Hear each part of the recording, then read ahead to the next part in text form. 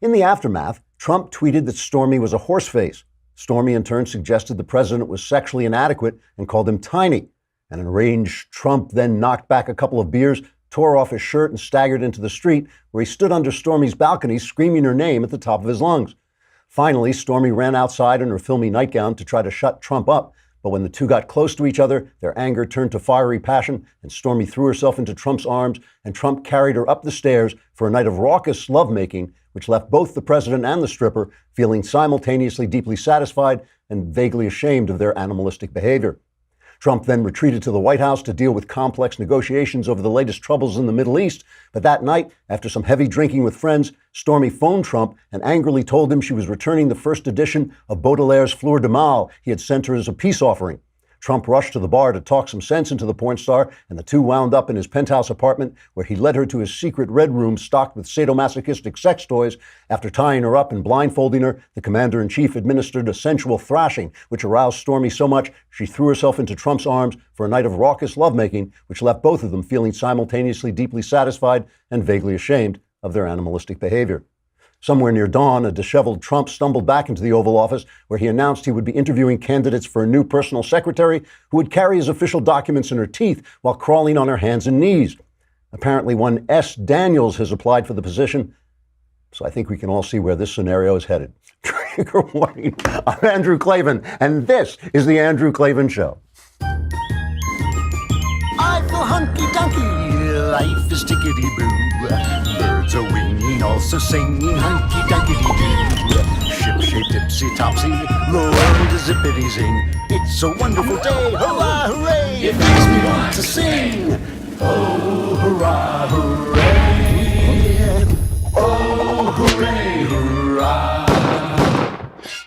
All right.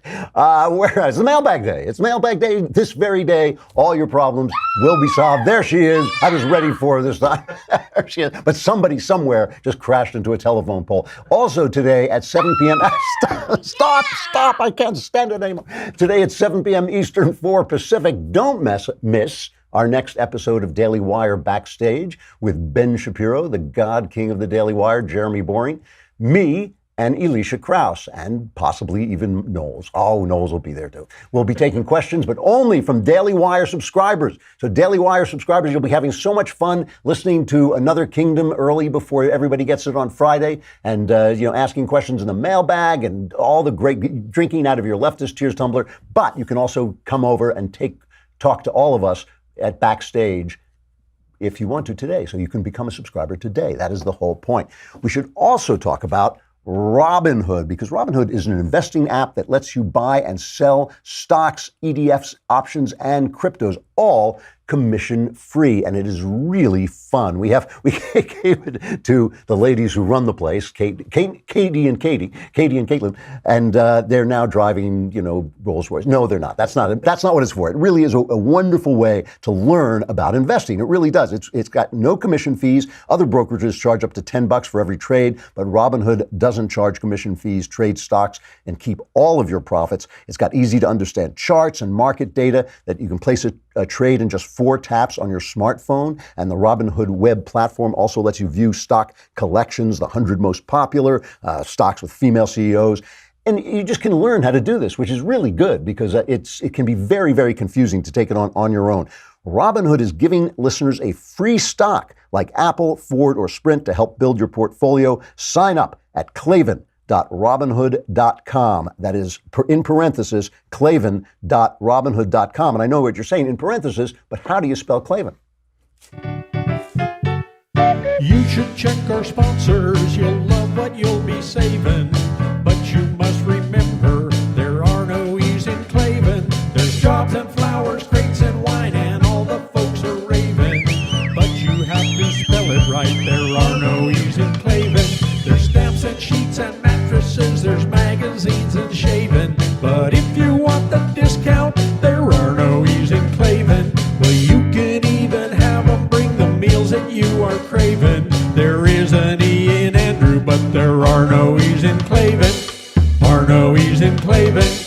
Klavan, there are no E's in Klavan. So speaking of Klavan, the universe has now reached peak Klavan when a the president of the United States is trading insults on Twitter with the porn star that he clearly slept with at some point.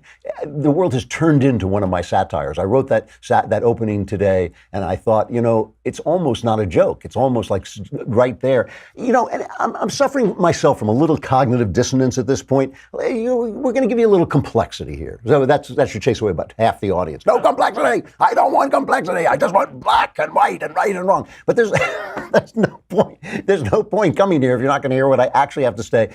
Here is the living truth.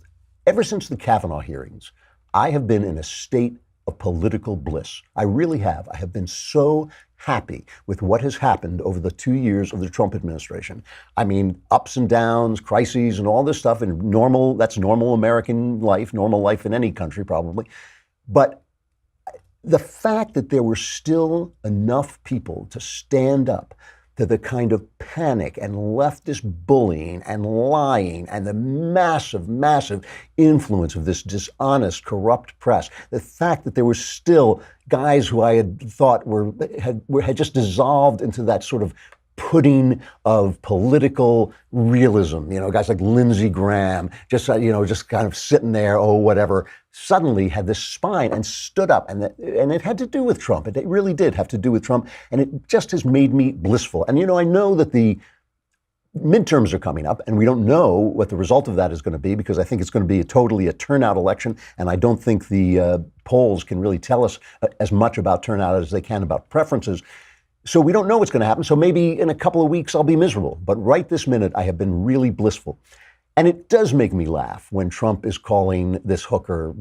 I mean, is it fair to call her a hooker? She took money after sex. I don't know. Let's call her a porn star, calling her horseface. And listen, I understand when Samantha Bee called Ivanka Trump the C word, the left was like, well, is that really bad? Is it really, is it really, it's like, yes, it is. But they can get away with it. It's always fine for them. And they call Trump everything in the world. They call him a fascist. They call him Hitler. They sit and have discussions about how he's really Putin in disguise. And the fact and then when they turn around, when the left turns around and says, wow, you really shouldn't call people horseface if you're president of the United States, you tend not to listen to them. But I got to be honest, it bugs me. It bugs me. Trump has done a great job, and he has done a great job by being them. He has stooped to their level. He has done what people always said, what people on the right in comment sections have always said to me, no, you're too nice, you're too polite, you got to get rid of that, we got to fight the way they fight. And they were right. He broke through. He has broken through political correctness. He has broken their identity politics. They're running around like chickens with their heads cut off. If you guys show up, if the right shows up for these midterms, instead of just sitting around with a grim face on, pounding their fists and cherry picking between this Republican and not that Republican, if you show up and the GOP wins in the midterms, this will have been two of the greatest years for American governance that have existed in the modern world, really, since Reagan. These will be two fantastic years. They're already two fantastic years. So he's achieved a beautiful thing, and he's achieved it by being as bad as they are, and he's broken their horrible, identity politics. But at the same time, we have to stop and think for a minute, is this really what we want our politics to be like from now on? Do we want the left, do we want to beat the left politically, but lose the culture so that from now on our presidents are going to be these bores shouting? Or do we just think Trump is a one-off and we want to build something else after he's gone, which is what I think. We really should start thinking about that. And one of the things we have to think about is the fact that the left has enslaved us with their identity politics, groupthink, which we throw back at them. I've always thought this was wrong. They say, well, blacks are this. And we say, well, you're just as racist as we are. Instead of saying, I don't care about blacks. I don't care about race. I just don't care. Every time you mention the word color, my eyes glaze over. I think it's stupid. I think it's stupid to rank people according to their color. I think it's sinful. I think it's ugly. I think it's stupid and mean. We're not going to do it. I don't care what you say. I don't care what your figures say. I don't care anything about what you say. I'm not going to listen. Instead, we throw it back in their face. Now, there was this recent poll that got covered a lot, and I covered it, that a full 80% believe that political correctness is a problem in our country. Young people don't like it. Nobody likes it. The only people who like it a little bit, 66%, hate it are people with postgraduate degrees. So it's good for the elites. Political correctness is good for the elites. Why? Because if people can't say things, then we're going to keep the status quo. You think it's revolutionary to keep people from saying things, but it actually maintains the status quo. If people are turned against each other, the elites walk away with all the prizes. So it's good for rich people. It's good, it's good for corporations. No controversy, no speech, nothing like that. But there's a part of the study that wasn't covered. And Charles Lane wrote about it at the Washington Post. If you ever watch Fox News and you watch the Bret Baier show, Charles Lane is a kind of civil voice of liberal dissent on Fox News. I always kind of enjoy having him there. He shows up on the panel afterwards. And he writes about the fact that in the same study, it shows that between 51 and 66% of Americans agree that there's a pressure to think a certain way about controversial topics, and that they are afraid to speak out. 68% report that it is acceptable for me, the person reporting, it is acceptable for me to express what I think about race or Islam only among people who are like me. They're afraid of saying it in public. On immigration, 73% feel that way. On gay, lesbian, and gender issues, the figure is 70%. 70% of Americans are afraid to say a man is a man, and when he puts on a skirt, he doesn't become a woman, or maybe I disapprove of homosexuality, which is a perfectly reasonable point of view to have. It's not a reasonable point of view to hate people, but it is a reasonable point of view that certain behaviors are wrong and certain behaviors are right. You can argue it. It should be debatable. People are self-censoring themselves. Now, Charles Lane writes, a certain measure of self-censorship is necessary to democracy. To the extent that people refrain from gratuitously broadcasting bigotry, it promotes trust and rational discourse. But for all that, this report confronts us with a disturbing reality. We're a long way from the double morality of Eastern Europe, where people say one thing but are thinking another thing in their minds. But we are apparently living among millions of our fellow citizens who routinely lie or dissemble about their political opinions out of fear. And it's not, I lived in England. It's not just Eastern Europe where they did that. They did it in England too. People do not say what they mean. They're afraid to even think what they think. And that is a horrible, horrible thing. And they do it. Here's how they do it, okay? It's basically a trick. It's a rhetorical trick. Here's how it works. 4 steps. First, they organize people into grievance groups, right? You're black, you have a problem because you're black. That's the only one where they have at least a historical reason for existing. But they organize you into race and sex and transgender. They've gotten to the point where they're going to have people with red hair who believe they're women who are actually dressed as men. They're going to do anything they can to keep the divisions going. So they organize people into grievance groups. Then the important one is they associate the grievances of those groups with the right. So only the left can save them. Only government action and restraint using force, which is what leftism is, taking people's money, restraining their speech, that's what leftism is. Only the use of force by the government can relieve that grievance, okay? So they associate the relief of grievance with the left. And they demonize right-wing ideas as being somehow against those groups. So everything you say turns into an insult against black people. Everything you say is an insult against women, and it's always the group that is being offended, right? It's only in the West. It's only in the West where we believe in individuals, right? Most of the world believes in this kind of groupthink. And so it's very powerful in the human mind. And number 4, you demonize anyone who steps out of the grievance group to speak his or her own mind. We saw that, his or her own mind. We saw that with Kanye West. He escaped from the identity plantation. They set the dogs after him, the dogs being CNN and NBC and ABC and the New York Times. They set him after, bring that guy back. So that's how you do it. You put people into groupthink, which is very natural to mankind. It's only in the West where we believe in individuals. And then you associate their grievances with the left. Everything the right says is an attack on them. And of course, anyone in the grievance group who dares to think independently also is crucified. A great person to talk about this with is my friend Jesse Lee Peterson. He is. When I met Jesse Lee Peterson, I thought I was an honest man until I met Jesse Lee Peterson. He's a pastor, an author, the host of the Jesse Lee Peterson Show on Newsmax TV. I am going to be with him at an upcoming town hall on Tuesday, October 23rd at 7 p.m. Pacific. Is that over at Bond, Jesse? Can you hear me? Sure. Is at the Bond headquarters. All right. And thank you so much for being a part of that. I'm honored that you'll be back. I want everybody and their mama to come.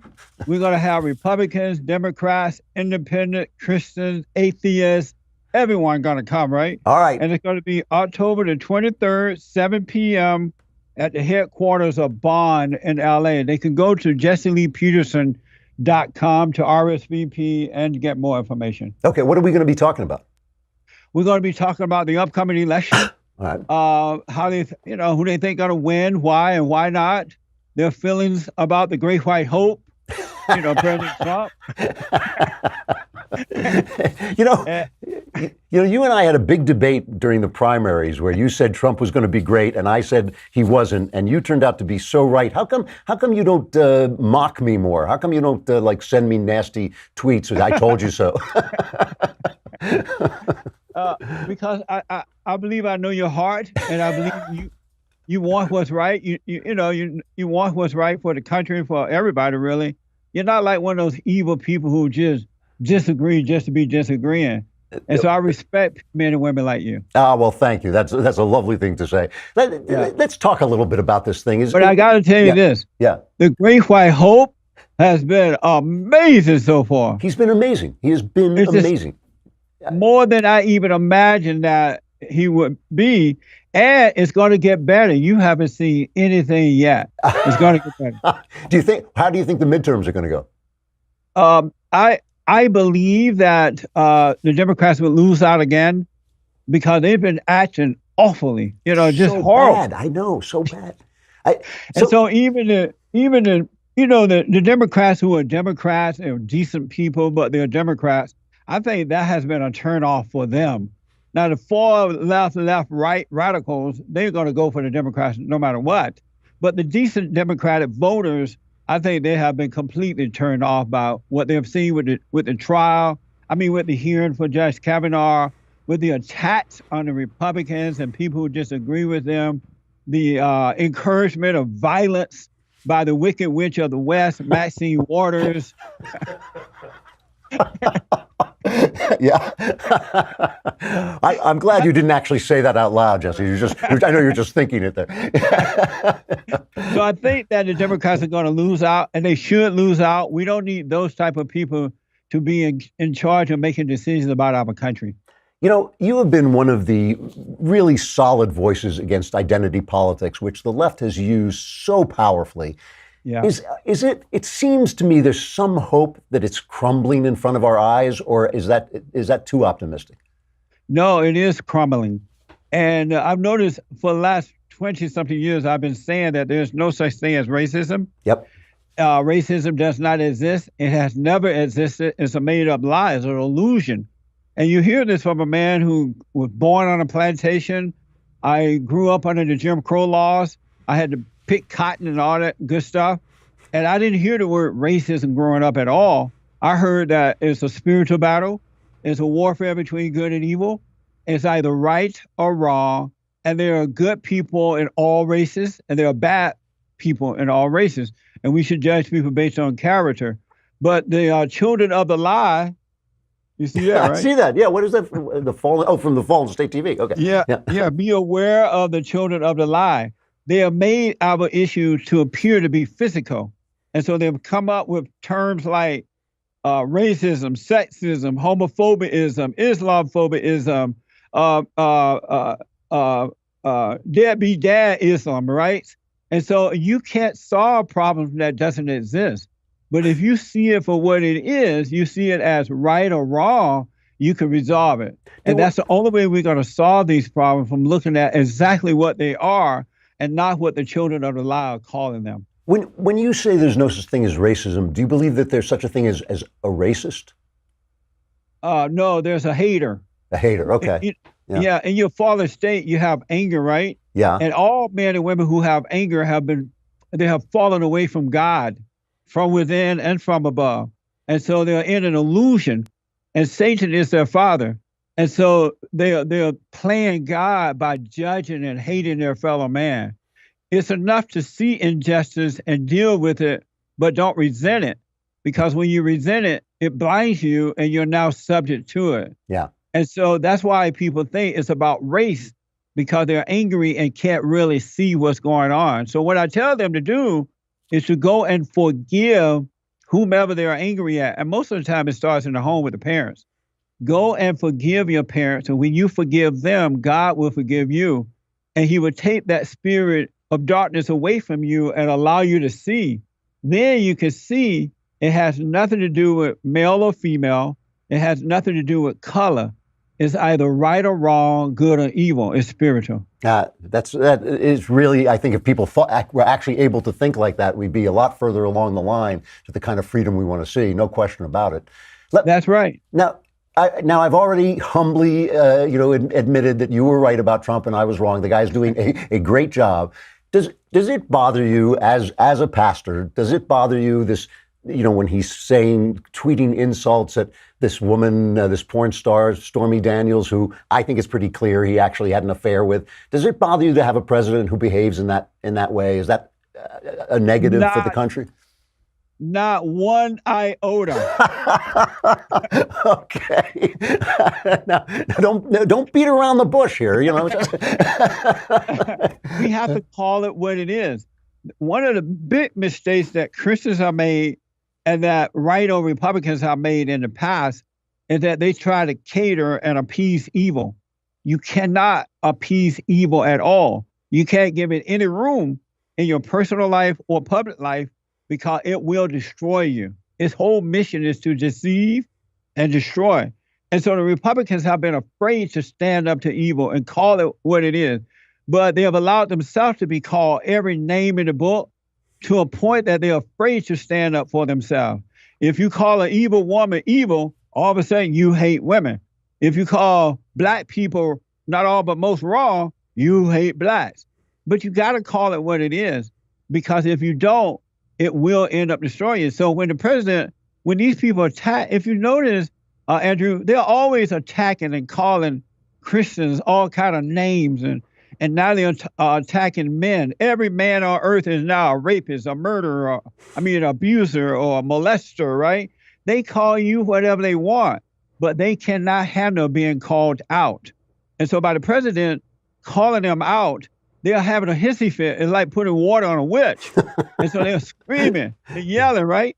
But the Christians have to be careful not to be emotionally caught up in them overreaction to the president. Otherwise, you're going to identify with evil rather than identify with good. So we have to be logical and not emotional. All right, so fair enough. But when you look back on Trump's, obviously kind of loose sex life and the way he lived, does that bother you at all? Do you think that's a bad example, for instance? So, you work with young men. You try and get young men on the straight and narrow, not to live that kind of life. Is he a bad example to them? Not at all. And the reason for that, because that's who he was then. That's not who he is today. Okay. And we don't have a right. If someone apologizes or repent and their life changed, we have to see that person for who they are now, because we all have sinned. If you look back on my life, I used to be so into having sex with women that I didn't even think I could live without sex. But I realized now that was wrong. I was in a fallen state. I had this anger for my mother, and all men who have anger for their mothers hate all women, so they become attracted to what they hate. And so they try to get something from women that they don't have to give, and that is love. And men think sex is love, but it's not, right? And so when I forgave my mother, God forgave me. He gave me back my own identity. I no longer have her mindset and her emotions. Now I have the same perfect love for all people. And so I'm not into having sex out of wedlock. I could wait. I can date and get to know the person. They get to know me without bringing the emotion of sex into it. Because the moment you have sex out of wedlock, you are blinded to the person that you're dating. The men and women are blinded. It's based on emotion. And so I don't do that now. I'm a different person now. And so that's who I should be judged by or discerned by, who I am today, not what I did in the past. And that's how I see the president. The president is not doing that today. He's setting a perfect example right now. And that's what I appreciate about him. Fair enough. I got to ask you one last question, then I got to go. But what was your reaction when you watched Kanye in the Oval Office? I was happy. I was like, right on. Thank God. Because I know that it's influencing a lot of people, especially young black men and women who have not heard outwardly another black person stand up and that speak the truth and say it like it is. Now, it'd have been nice if he had not cursed, because we should give respect to the White House. You know what I'm saying? Yeah. But the fact that he's putting it out there, it's influencing a lot of black men and women.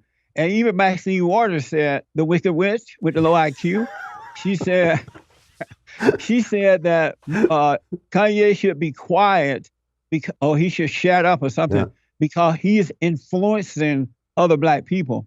They don't want black Americans to take a real look at the Democratic Party and see that the party has used them, and that the Republican Party platform is the best platform for them. God, country, freedom, independent thinking, an individual, strong military. The Democrats don't want the blacks to see that, because if the blacks abandon the Democratic Party, it's over for the party. It's over for them, no question about it. And that's what Kanye is doing. He's influencing. I hope so. All right, so I'm going to be there at your town hall on Tuesday, October 23rd, Tuesday at 7 p.m. Pacific. And is there a website people can go to look it up? Yeah, JesseLeePeterson.com. JesseLeePeterson.com. Jesse, it's always great talking to you. I look forward to seeing you at the town hall. I totally enjoy talking to you. You ask good questions. You make good comments, and I love talking to people like that. Thank you so much. It's always a pleasure. Thanks a lot. All right, buddy. All right, we got the mailbag coming up. God, that guy is great. He is. He's like on another plane from most people. So we got the mailbag coming up. Got to say goodbye to Facebook and YouTube. Is YouTube back? It was down last night. It's back as far as I know. Yeah, all right. So, but come on over to dailywire.com. You can listen to the whole show there. If only you would subscribe for a lousy $10 a month or $100 a year. What are you doing with that money anyway? You're just sitting there with your. You know why you're clinging to that money? Because you have problems. You know how you get rid of your problems? You send in stuff to the mailbag. I solve all your problems. All right, the mailbag is coming up.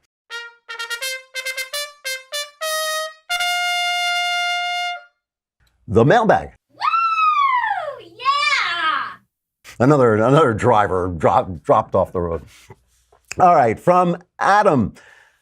Hello, Andrew. I sincerely hope this reaches you, as I have nowhere else to turn. My fiance and I have been engaged for about a year. Shortly after our engagement, we found out she was pregnant. We couldn't have been happier, started doing everything we could together to prepare to bring our child into the world. However, she ended up having a miscarriage at 12 weeks. She started going into a downward spiral since then. She's become an alcoholic. She will not open up to me, will not seek counseling with or without me. And it feels more and more like we're not even in a relationship. To top things off, I just found out, ironically, she admitted this while intoxicated, that a few months ago she got really drunk with some people at a bar, ended up going to one of these strangers' house to continue hanging out with everyone, and ended up cheating on me with one of them. She claims to have been so drunk that she cannot remember who it was. I cannot begin to tell you how devastated and angry I am at her, not just the adultery, but that she kept acting like nothing happened for months. All I could tell was that she was depressed and kept thinking it was due to the loss of our child, not that she cheated on me and was keeping it from me. I even asked her if she had cheated on me at one point, and she lied right to my face. Now that she's told me, she's groveling, saying how sorry she is and how much she loves me. I just don't know if I can trust anything she says, and I'm tempted to throw her out of the house. Any advice would be life-altering. Thank you. Well, that's horrible. It's a really sad story. I'm so sorry you lost the child. I'm going to be blunt about this. If I were in this situation, I would get out of it, and I'll tell you why. You're talking about marriage. Marriage is for life. It should be for life. You should be thinking about it for life. Over the course of 40 or 50 years of your life, you're going to laugh together and you're going to cry together. Terrible things are going to happen and good things are going to happen. That's every life, every life. What has happened here is she has revealed that there is some incredible internal structural weakness in her, that a moment of grief, which is a true moment of grief, and I'm not in any way belittling her grief, destroyed her morality, destroyed her self-control, destroyed everything about her. Now that, unless you are willing to sign on to someone who in that situation, in a crisis situation, is going to fall apart on you and maybe cheat on you again, I think it's at this stage in your relationship where you're not married, this is the time to end it. That's what I would do.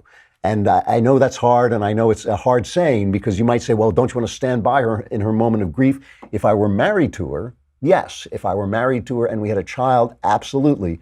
But in the situation that you're in, this is a warning sign that over the course of the next decades, when things like this will happen, sad things will happen in life, she's not going to be able to handle it. You're going to be alone, and you're going to be toting around this wreck of a human being who can't even stay sober enough to keep your relationship intact.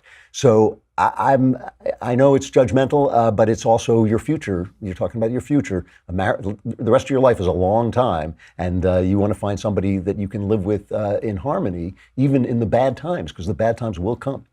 All right. Well, that was tough, wasn't it? Yeah. But the way I see it. From Matthew, dear Supreme Leader of the Multiverse. I like it when people use it. Is it so hard to ask people to use my title? I've read your memoir, The Great Good Thing, and can report that it did, in fact, change my life for the better. So thank you. I just finished reading Dennis Prager's book, The Rational Bible, Exodus, and believe that too changed my life for the better. I'm looking forward to reading that. I'm now looking for annotated versions of the rest of the Bible. There is an overabundance of recommendations online. Given that I found both your memoir and Dennis Prager's work deeply moving, can you recommend any annotated Bible or annotated subset thereof that I should read next? I have to tell you something. I have never found an annotated Bible that I like. And the reason is I'm not looking for someone to tell me this sort of orthodox interpretation. I'm looking for someone to set the Bible in context so I know what the person who was writing it was trying to say. So for instance, if I'm reading the prophets, I find the prophets very difficult to understand if I don't know the context and the history in which they're making their prophecies. So to that end, I can't recommend the Bible, but I recommend sincerely, not just out of nepotism, but also out of nepotism, my son is publishing his translation and commentary on Isaiah, and it's spectacular. I mean, first of all, he's got it so that you pass it's online and you pass the mouse over certain words and it comes up and tells you, what is Assyria? Why does it matter in this context? And then his commentary is very deep and rich. He's a fairly intelligent fellow. I don't know. He's like, as long as he doesn't come home and try to live off us, he must be a brilliant guy. If you want to find it, go to Twitter at Spencer Klavan. It's Spencer. I have no idea how you spell Klavan, but it's at Spencer Klavan on Twitter, and you can go from there and subscribe, and he'll send it to you in an email. But it really is good. I'm not kidding. His Isaiah is good, and I've just never found. If you're listening to this, listeners, if you've got some commentary that you love, some annotated Bible that you love, let me know, and I'll take a look at it. I have bought a number of them, and I've never quite found one that really did the trick for me. From Brenton, dear Supreme Leader Klavan, I've always wanted to get married, but recently I've had a change of heart. I'm in my early 30s, and after a lot of disappointments over the years, I finally decided that I like who I am and don't need marriage to define my life. Then I met a girl who was just incredible. That is the way this happens. She's quite possibly the coolest girl I've ever known. We have a lot in common. I'm in the process of developing a friendship with her. I'm quite confident that she does not know that I like her. I have a huge problem, though. I work with her. I already deal with anxiety. I've had multiple anxiety attacks, including chest pains, and I do not want to screw something up and potentially make my life miserable at work.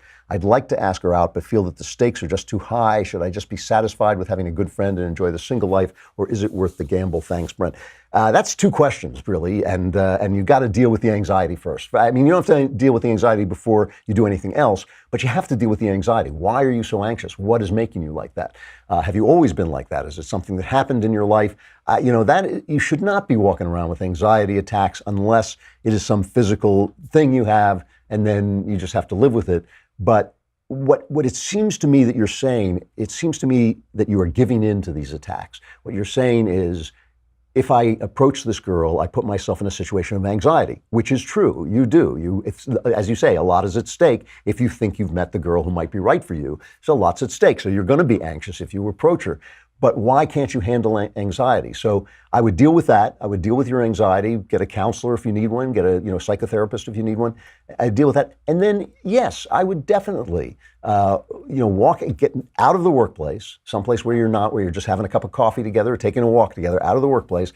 What I would say to her is this: listen, I do not want to make you uncomfortable. I know that work is a difficult place for this, but I find you a really appealing person and I would like to get to know you better.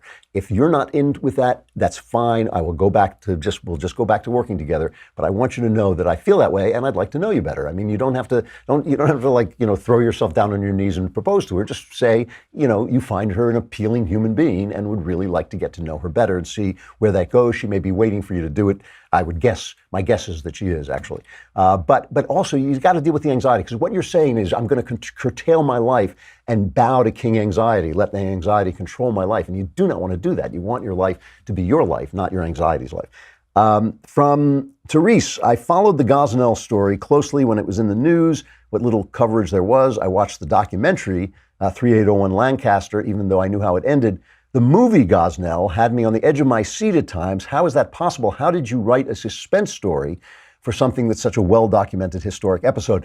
Well, I'm a crime writer. I've been doing this all my life. And the thing about suspense is what makes people suspenseful, what makes a scene suspenseful is character. So if the character is a stock character, you're going to get cheap suspense. You can do that. You can put, he's the good guy, he's on the cliff. Is he going to fall off the cliff? But good suspense writing, elevated suspense writing, creates characters that you care about, and then you care about the outcome for them. And you don't actually know, even if you know what the historical outcome is, you don't know what the outcome for the character is. And you're living with, if it's written well, you're living in that character. And of course, with a movie, it has to be acted well as well. You're living in that character and you're experiencing what they're experiencing. And so it's suspenseful even if you know the ending, because you're living through the suspense with them. And that's how you do it. I mean, everything for me in writing is about not just the events, it's about which character is in the events. That's how you know you have a good story, when you've got the right character to go with those events. From Josiane, I believe it's pronounced. Recently I found out that my son-in-law is the grandson of an SS officer who was in a concentration camp. Wow. He said, my son-in-law says that he was a good Nazi who escaped to South America and had a daughter raised by a Brazilian family. I grew up in post-war Belgium and heard all the stories of horror inflicted by the Nazis. There were no good Nazis, especially in the camps. That's absolutely true. My immediate emotional response was to detach from my son-in-law. I don't believe I will ever be able to be in the same room with him. I have a 1-year-old granddaughter. My question to you, wise Andrew, how can I have a relationship with him and my daughter? I have suggested a divorce. Is that wrong? Yes, it's definitely wrong. First of all, this guy didn't do anything. This is his grandfather. You do not get cursed by the evil that your grandfather did. You're absolutely right. There were no good Nazis. There were no good Nazis in the camps. It was a foul, vile, satanic philosophy, and their actions were satanic, but this guy wasn't there. He didn't do this. He can't help who his grandfather was. Now, he was obviously told, like, Elizabeth Warren, he was told this family lore that there was some such a thing as a good Nazi. What I would say about this is let it go for now. Let your anger go. Let the subject go. Go in love to your son-in-law and your daughter and your granddaughter who needs you. Let them have their happy marriage. Do not get in the way. That would be a foul thing to do. That would be the wrong thing to do. After you've calmed down, after you've recovered yourself and come back to yourself, you can have a loving, calm conversation about the fact that there were no good Nazis. You don't have to get him, he doesn't have to curse his grandfather. You don't need to get him to that place, but you can express that to him. But I would not do it even for a year. I would just wait until you've got your senses back, because it's not right to blame. He could be the son of a Nazi. It would still not be right. You judge him on his philosophy, on what he does. Now, if you find that, in fact, he's an anti-Semite or he's hateful in some way, that's a different story, but that's not what you've told me. What you've told me is just that his grandfather did something and that he has been told ways of dismissing it. He may not know anything about the Holocaust. He may not know anything about World War II. The important thing for you to do is have a relationship with your daughter, your granddaughter, and your son-in-law, and I think you need to put this aside in love and go forward. It's just not right to curse somebody for the deeds of his grandfather. It doesn't make any moral sense at all. From Norm, Guru Drew, I just got back from watching the Gosnell movie with my Tuesday morning Bible class. It was the most disturbing movie I've ever seen. I'm really glad I went to see it. Everyone in my group was speechless after the closing credits. I've heard that a lot, that the audience is speechless afterwards. When we did regain the ability to speak, all agreed that it was a marvelously done movie. Something I have thought about from this case: how much of a time difference would there be in the baby being killed in the womb, which would have been legal, and the baby being killed after birth? which got Gosnell convicted for murder. Is it merely a matter of minutes between legal abortion and illegal? No, it's not. In most states, the limit is viability, which is considered to be 20 weeks or something like that. It's different in each state, but it's usually around 20 weeks. But when you think about 20 weeks for a minute, it's 5 months, right? That's like 5 months. So a 5-month-old fetus is a baby, and it may not be viable outside the womb. It's still a baby. So it's still a savage thing to do, but it is legal. Gosnell was doing them. He was the place that people went to get late-term abortions. Many of them poor, many of them black, many of them had several abortions and were basically using it as a form of birth control. So anyway, there is a difference. It's not like 1 minute the baby is, in most states, it's not 1 minute you can do it and the next minute you can. But it is there. It is pretty far advanced to me. To me, 20 weeks is a pretty savage thing to do. The entire thing to me is barbarity. It's just barbarity. I mean, I think we have to get our minds right about this. From Carlos, dear Conservative Commander Klavan, the Constitution is pretty great. So I was wondering what changes, if any, would you make? I'd probably add to the Third Amendment, the government cannot force any wartime behavior on its citizenry. I wouldn't do that, actually. I think there are emergencies in which freedom takes second place. That's why the left is always declaring emergencies. It's like a climate change emergency because they're always trying to get rid of freedom. But there are real emergencies in which the government has to call you up. The one thing I think the Constitution should have is it should forbid the federal government to redistribute money. I know that every free nation ultimately develops a social spending system. I think it should be done by the states if it's done at all. I do not see the moral. I see the benefit of it, but I think it has also crippled people. There was a wonderful editorial about this. I hope to talk about this another time, but about how, yes, it has alleviated poverty. Social spending does alleviate poverty, but it also reduces people to dependency at the same time. So I think there are other ways of alleviating poverty beside that. And I think it would be great if the Constitution just said, you can't do it. You can't do it. It's not, the power isn't in the Constitution. So you shouldn't be able to do it anyway. It is all stuff that basically FDR bullied them into permitting. All right, I got to wind up, but I'll do one more. Dear Lord Klavan, my brother and I used to be very close, but he has not spoken with me or several other family members since the election. He took great offense to a YouTube video that I shared, and he labeled me a racist and unaware of my white privilege. He tried to shame me rather than have a conversation. I never complained about his left-wing causes, emails and forwards over the years, but the tolerance is not reciprocated. He has such strong hatred for Trump and anything he touches, and he has stated, I'm done. Should I take him at his word, or how might I reach out to him? Do I have or wait for a Democrat to take the presidency before I can talk to my brother again? I have this in my own life, Jonathan. It is really weird to me that for 8 years, Obama, they just don't understand. They do not see themselves that Obama was just as offensive to me as Trump is to them. In so many ways, I never started. I would argue with them about it, but I never stopped talking to anybody. I never cursed anybody. And yet they feel it's just fine to just write you out of their life like that. It is an amazing act of sanctimony and self-unawareness. That word, there is no word for cluelessness about oneself. And the only thing you can do is, you can write one email to your brother and say, look, this is the way I feel about this. I never did this to you. I'm sorry you do this to me. I'm always here for you. I love you, but I'm not going to reach out to you and be insulted. Contact me when you calm down. That's the only thing I think you can do. And then you have to live with that. I mean, you have to live with when you say goodbye to somebody, they might not come back. You got to live with it. Like I said, I have this in my own life. I've had to do this with people. I'm here for them if they want to come back and talk. But at the same time, I just think I cannot break through the sanctimonious idea that somehow by disagreeing with them politically, you are committing an atrocity that means they should write you out of your life. It's ridiculous. Tickety-boo news.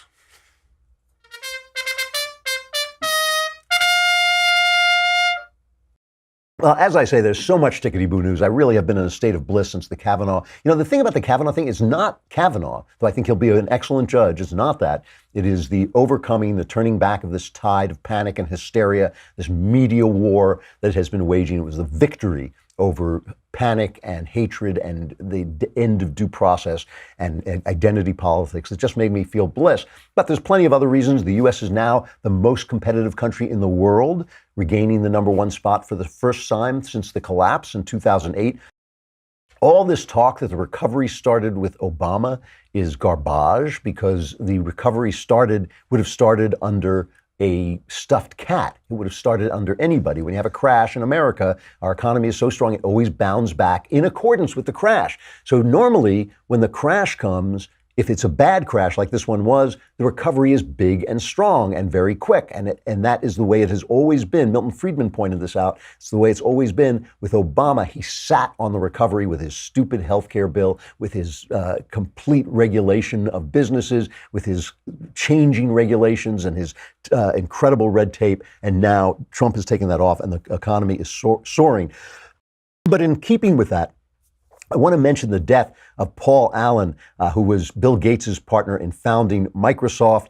Bill Gates said that personal computing would not have existed without him. There's a little bit of an obit, it's really an op-ed, an editorial in the Wall Street Journal today, in which they pointed out that the founding of Apple and of Microsoft and Apple came in the 1970s, when, first of all, anybody would have said that IBM was going to be the greatest computer company, but instead Microsoft and Apple came to dominate the desktop computer revolution. But as it says in this editorial, the late 1970s were also a time full of angst about whether America's best days were over, right? This was happening when Jimmy Carter, when Richard Nixon was, when Watergate was happening, when Jimmy Carter followed, Jimmy Carter gave that famous speech where he said America is in a malaise and where did it come from? And everybody, the left, was saying, oh, my goodness, America is ungovernable. And this was just before Ronald Reagan came. All I want to say about this is this, that conservatives are very good at reading the tea leaves and seeing disaster. But you do not know what's coming, and you do not know what is happening now. You do not know who is sitting in his bedroom, who is a 15-year-old somewhere sitting in his bedroom dreaming the dreams that are going to make a beautiful, beautiful future. That is why we leave people free to make those futures. That is why we don't try to write the future or have the government demand or command what the future is, but just let people dream it up in their garages, dream it up in their bedrooms, and set them free to do the things that they have to do. There's fracking here because we have property rights. Microsoft and Apple became so big because we have capitalism. When these big companies get so big, they start to become socialist. Why? Because that kills the competition and leaves the monopoly free to them. We should not let that happen. We should always, always be supporting the little guy who dreams. And the only way to support that little guy is to keep people free, keep socialism out, and keep corporations from becoming what they ultimately become, which is a power pool that wants to preserve its power. All right. The backstage is coming this afternoon. What time is that? 4 o'clock Pacific, which is, who knows what it is in the East. You guys make up your own rules as far as I can tell. And we will be back again tomorrow. I'm Andrew Klavan. This is The Andrew Klavan Show.